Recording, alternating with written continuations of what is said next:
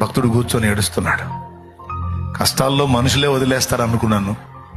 దేవా, నా కష్టకాలంలో నువ్వు కూడా నన్ను వదిలేసావుగా అని దేవుణ్ణి ప్రశ్నిస్తే దేవుడు ఒక మాట అన్నాడట.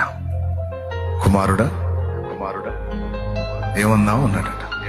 అవునయ్యా, కష్టకాలంలో మనుషులు వదిలేసినట్టు నువ్వు కూడా వదిలేసావుగా.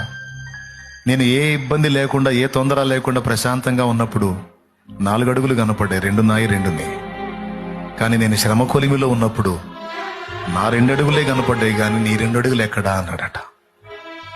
లేదు నా కుమారుడా, నువ్వు నీ అనుకుంటున్న 2 అడుగులు నాయి అన్నాడట.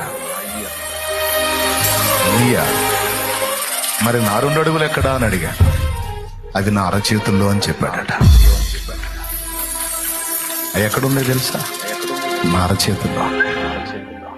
నువ్వు నెమ్మది కలిగిన జన్మలో నడుస్తున్నప్పుడు నీకే తొందర లేదు గనుక నీ వెనక నడిచాను.